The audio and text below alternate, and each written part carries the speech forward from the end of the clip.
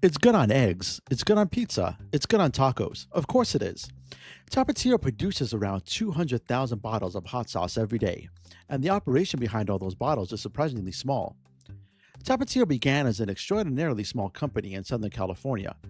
Founder Jose-Luis Saavedra Sr. was working for an aerospace parts manufacturer in the Los Angeles area and would bring homemade hot sauce with his lunch. His coworkers liked the sauce and began asking him for more. After Saavedra was laid off in the late 1960s, he began selling bottles of the hot sauce. Production started in Maywood, California, and Tapatio officially became a business in 1971. Early on, Saavedra and his son drove around Los Angeles in a van, personally delivering and stocking bottles in local stores.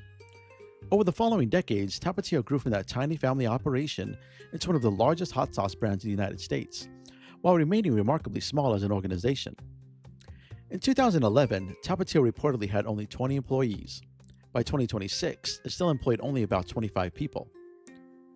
So how does a company that small produce so much hot sauce? Tapatio operates as an industrial food manufacturing operation. Employees oversee the preparation of the sauce, while production equipment handles processes such as filling bottles, labeling, packaging, and preparing cases and pallets for distribution. But one of the most unusual parts of Tapatio's production was the recipe itself. For much of the company's 55-year history, the complete family formula reportedly wasn't written down. Knowledge of the recipe was restricted to a small number of family members and passed down verbally. The formula was finally committed to paper as the family prepared to sell the company. In January 2026, private equity firm Highlander Partners announced it had acquired Tapatio from the Saavedra family. But the family didn't completely leave the business. They retained a minority ownership stake following the acquisition. And the decision to sell was more personal than simply deciding it was time to cash out.